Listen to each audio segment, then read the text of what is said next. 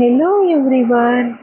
Today we are going to learn about constructors in Java, one of the most important concepts in OOPS. By the end of this session, you will understand what a constructor is, why we use it, and how different types of constructors work in Java. So, let's start with the basic definition. A constructor is a special method in Java that is used to initialize objects. The rules for creating Java constructors are: it has the same name as the class and does not have any return type, not even void. Whenever we create an object like student s1 equals to new student constructor, this constructor is automatically called.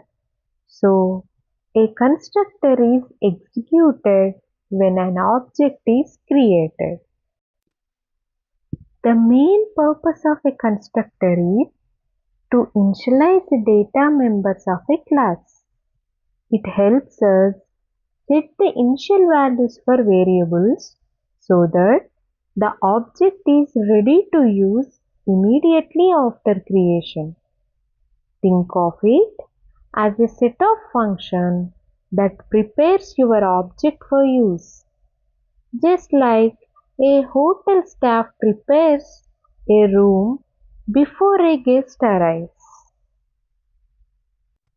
In Java, there are two main types of constructors: default constructor, parameterized constructor. Let's look at both one by one. Default constructor. A default constructor is one that does not take any parameters. If we don't write any constructor, Java automatically provides a default one. In the above example, bike B1 B equals to new bike constructor. This default constructor runs automatically and assigns values. So let's discuss about parameterized constructor. A parameterized constructor is one that accepts arguments. It allows us to initialize objects with different values.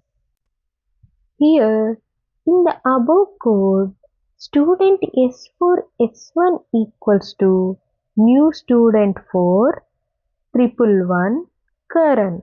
Student 4 S2 equals to new student 4 222 Aryan. So these two objects will store different data. So parameterized constructors give flexibility and reusability.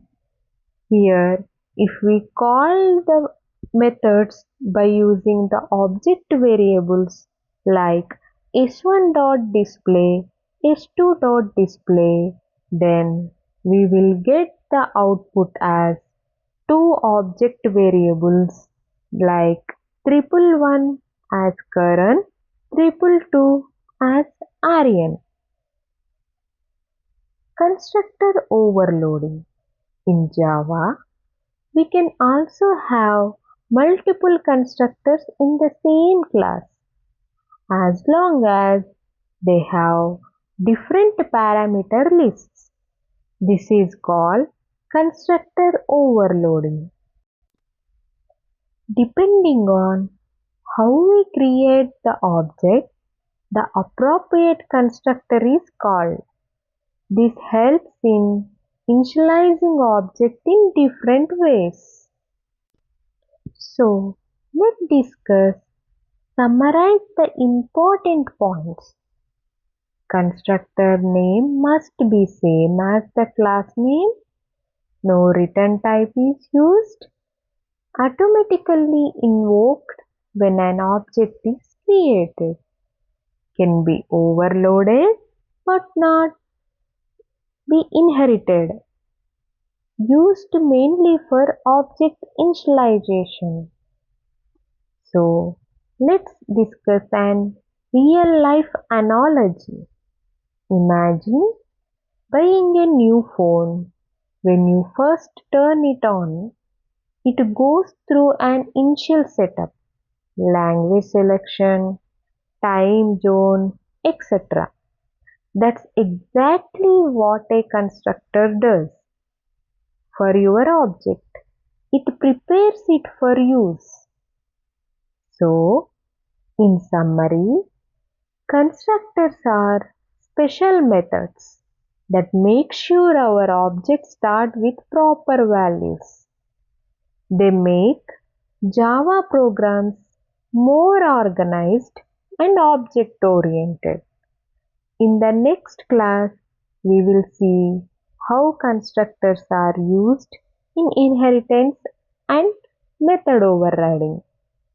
Thank you everyone for your interest in showing the learning the concept of constructors in Java. Thank you.